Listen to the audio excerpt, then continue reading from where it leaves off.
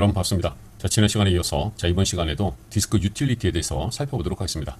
자, 먼저 커맨드 쉬프트 키를 눌러 유틸리티 폴더를 열도록 하겠습니다. 자, 유틸리티 폴더에 지난 시간과 마찬가지로 디스크 유틸리티를 이제 실행을 하시고요.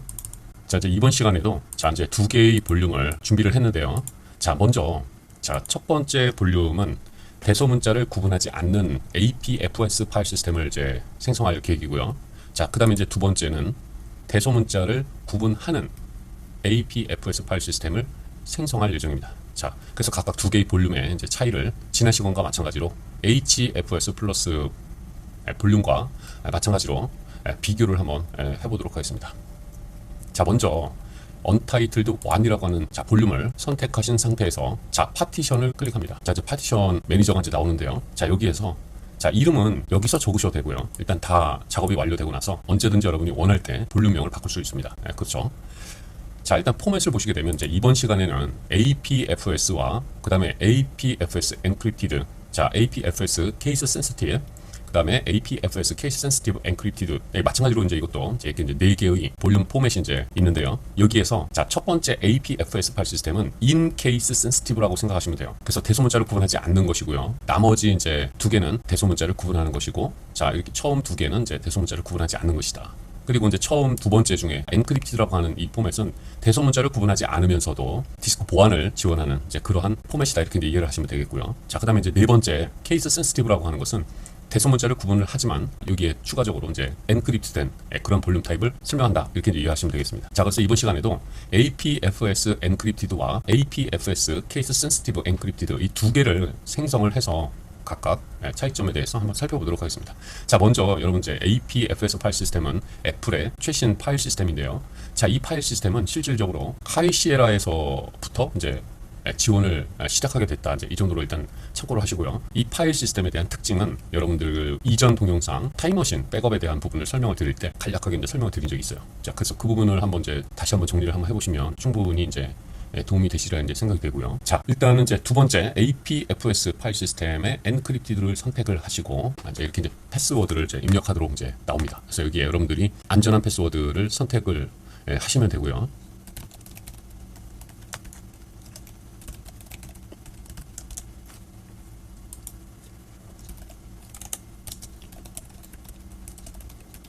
자, 이렇게 일단 적겠습니다. 자, 추주를 선택하시고, 자, 그 다음에 이제 이 이름은 볼륨명은 나중에 언제든지 바꿀 수 있다, 이제 이렇게 말씀드렸어요.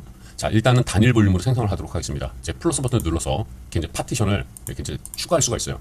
하지만 여기서는 단일 볼륨으로 일단 생성하는 것을 기준으로 해서 일단 한번 진행을 해보도록 하겠습니다. 자, 이제 여기서 정확히 여러분들이 이제 그 파티션 볼륨을 생성하는 드라이브가 정확히 이제 선택이 되어졌는지, 혹시 이제 잘못 선택되진 않았는지, 이제 이런 부분들을 정신 바짝 차리고 이제 보셔야 됩니다.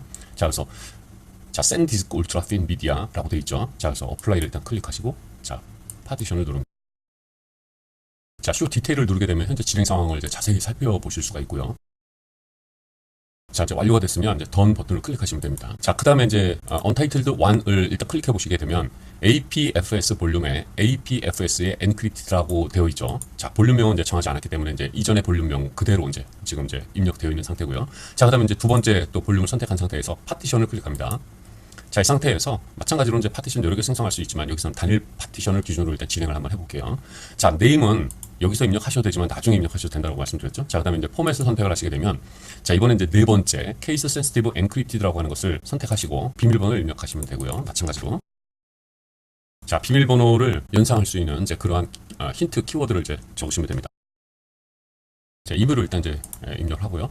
자, 그 다음에 이제 SanDisk Ultra Thin Media라고 해서 또 이제 그 디바이스가 이제 디바이스 명이 이제 여기 위에 나타나죠. 그래서 이 부분을 잘 보시고 잘못 어플라이를 누르시게 되면 중요한 데이터를 날릴 수가 있습니다. 그래서 좀 정신 바짝 차리셔야 돼요. 자, 그래서 어플라이를 클릭합니다. 자, 파티션을 클릭하시고요. 자, 쇼 디테일을 누르시게 되면 마찬가지로 이제 자세한 진행 상황을 확인하실 수가 있습니다. 자, 이제 모든 작업이 완료가 됐으면 이제 던 버튼을 클릭하시면 되고요. 그 다음에 이제 여러분 이제 여기 보시게 되면 뷰라고 하는 툴 바가 있어요. 이제 여기에서 Show All Device를 한번 클릭해 보도록 하겠습니다. 자, 이제 Show All Device를 클릭하시게 되면, 자, 지금 이제 두 개의 볼륨을 생성했는데요. 첫 번째는 이제 Untitled 1이고, 그다음에 이제 두 번째는 Untitled 2예요. 자, 근데 Untitled 1도 그렇고 이제 Untitled 2도 그렇고 레이드도 마찬가지예요. 여기 보시게 되면, 자, 이제 한번 볼게요. 자, 컨테이너 디스크 6이라고 돼 있죠. 자, 여기 보시게 되면 잘 보세요. 자, 컨테이너 디스크가 6이에요. 자, 근데 볼륨은 6의 S1으로 돼 있죠. 이렇게 보시게 되면, 그죠? 자, 근데 자, 여기 밑에 보시게 되면 또 컨테이너 7로 돼 있고요. 그죠? 그다음에 이제 볼륨은 7의 S1으로 이렇게 이제 돼 있죠. 디스크 2로 돼 있고요. 자, 그다음에 디스크 3으로 돼 있어요. 그죠? 자, 그런데 이제 여기에서 여러분들이 이제 주의 깊게 이제 보셔야 될 부분이 이제 무엇이냐면은요. 자, 여기 이제 컨테이너를 잘 보시게 되면, 자, 물리적으로 이제 그 디바이스 아이디가 디스크 2죠. 그런데 이제 여기 보시게 되면, 자, 컨테이너를 보시게 되면 별도의 디스크 이제 아이덴티파이어, 자, 그 구분자가 디스크 6으로 이렇게 이제 할당이 된 걸 알 수 있어요.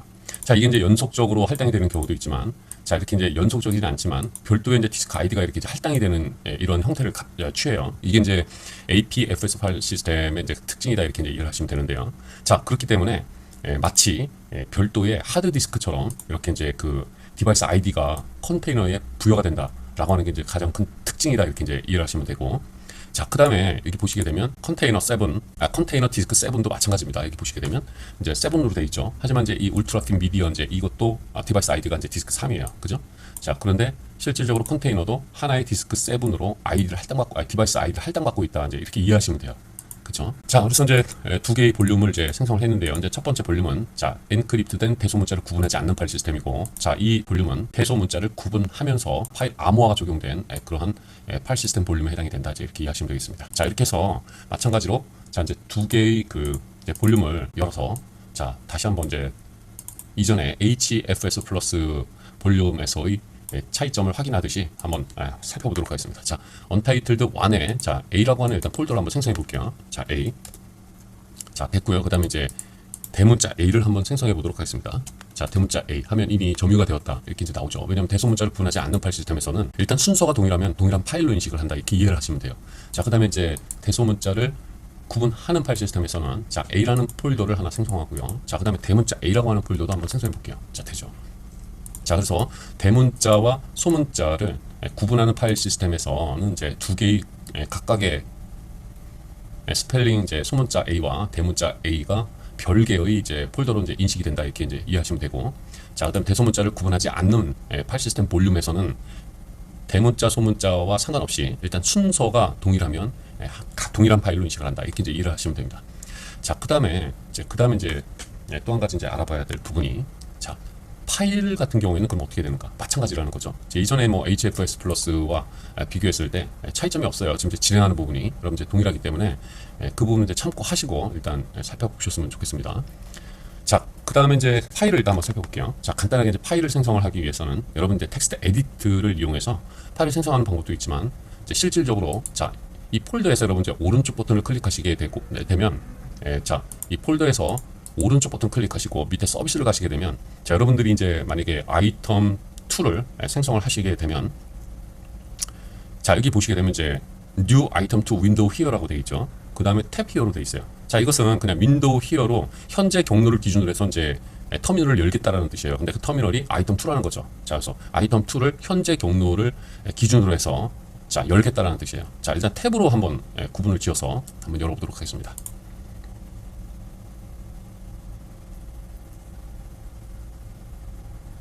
자, 일단 나중에 업데이트를 하고요. 자, 이제 pwd를 쳐서 자, pwd를 입력해서 자, 현재의 디렉토리가 어디인지 한번 위치를 한번 살펴볼게요. 제가 이제 언타이틀드 폴더를 선택한 상태에서 탭으로 열기를 이제 누른 상태죠. 자, 그래서 현재 언타이틀드 폴더 안에 들어와 있는 상태다 이렇게 이제 이해하시면 돼요. 그죠? 자, 그러면 이제 여기서 자, 한 단계 위로 올라가서 자, 이렇게 하면 이제 한 단계 위로 올라갈 수 있겠죠? 다시 pwd를 이제 입력하시게 되면 언타이틀드 1이라는 볼륨 루트에 지금 이제 와 있게 되는 거죠. 자, 여기서 파일을 생성할 때는 touch 자, 터치에 a.txt를 입력해 보도록 하겠습니다. 자, 됐죠? 자, 이 상태에서 자, 이제 복사를 해서 이해하기 쉽게 자, 이 상태에서 이제 옵션 키를 누르고 a.txt를 클릭해서 자, 드래그 하시게 되면 이렇게 이제 복사가 돼요. 그죠? 자, 이 상태에서 대문자 A를 한번 입력해 볼게요. 대문자 A를 입력을 하면 자, 이미 A가 있기 때문에 안 된다 이제 이렇게 나오죠. 자, 여기서 A는 폴더와 전혀 상관이 없어요. 왜냐하면 폴더는 익스텐션이 없고 텍스트 파일은 익스텐션이 있죠. 자, 그렇기 때문에 지금 현재 상황에서는 a.txt라고 하는 파일이 이미 있다 이제 이런 의미로 받아들이시면 되고, 자, 그다음에 OK 일단 누르시고요. 자, 그다음에 이제 a.txt를 복사를 해서 자, 이쪽에 한번 넣어보도록 하겠습니다. 자, 됐죠? 자, 그다음에 이제 이것을 다시 이제 복사를 해서 자, 하나를 더 만들고요.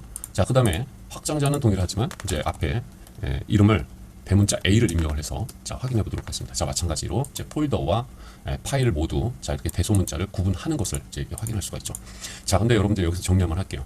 자 대소문자를 구분하는 파일 시스템이 정말 좋을까요? 자 그 부분에 대해서 한번 질문 한번 드려볼게요. 자 그것은 yes일 수도 있고 아닐 수도 있어요. 여러분들이 이제 영어권 국가에서 이제 영어를 주로 사용하고 개발자들에게 이제 굉장히 이제 상상의 나래를 펼 수 있도록 하기 위해서 다양성을 제공하고 확장성을 제공한다는 측면에서 그런 취지에서는 굉장히 이제 좋은 부분이 있을 수 있어요. 자, 하지만 여러분들이 이제 데스크탑을 사용하는 그러한 유저 입장에서 볼 때는 굉장히 불편한 부분이 생길 수가 있죠.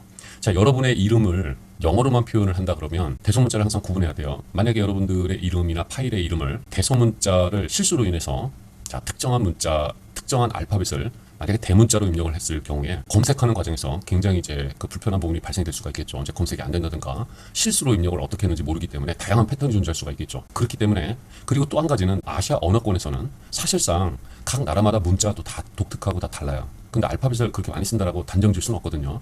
자, 그렇기 때문에 대소문자를 구분한다라는 그 의미 자체가 그렇게 뭐 와닿질 않아요. 왜냐하면 대문자, 소문자는 영어에만 있잖아요. 그렇죠? 그래서 데스크탑을 사용하는 유저 입장에서는 굉장히 불편한 부분이 있을 수 있다. 이제 그런 부분이 있고요. 그다음에 이제 데스크탑 유저 입장에서 여러 가지 이제 그 다양성을 이제 모두 패턴으로 어떤 조건으로 개발자가 모두 다 이제 그것을 고려해서 이렇게 이제 그 소프트웨어를 개발하기가 굉장히 어려운 부분들이 있을 수 있어요. 자, 그래서 심지어는 대소문자를 구분하는 파일 시스템에서는 특정 어플리케이션이 작동이 제대로 되지 않는 그런 문제가 있는 경우도 있습니다. 자, 이 부분 이제 참고로 하시고요.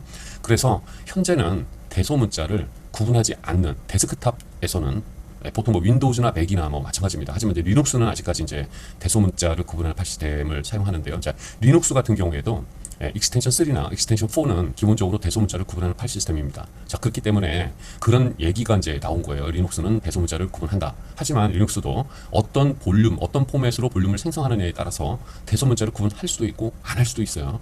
그래서 리눅스는 대소문자를 구분한다라고 하면 반은 맞고 반은 틀린 거죠. 자, 그렇게 이제 정리하시면 됩니다. 자, 파일 시스템에 따라 다른 것이지 리눅스, 맥, 윈도우즈 자, 이런 개념은 아니라는 거죠. 자, 그리고 이제 또 한 가지 참고로 말씀드리겠습니다. 이제 2018년도 자 4월인가요? 이제 그때 이제 4차 윈도우즈 10 업데이트가 이제 이루어질 때 특정 폴더에 대해서 윈도우즈에서도 자 대소문자를 구분하는 폴더와 구분하지 않는 폴더를 설정할 수 있는 그러한 이제 옵션이 추가됐어요. 맥이나 리눅스 같은 경우에는 파일 시스템 전체적으로 적용할 수 있지만 윈도우즈는 아직까지는 이제 그것은 아니고요. 자, 특정한 폴더를 대소문자를 구분하는 폴더 또는 구분하지 않는 폴더로 설정할 수 있다.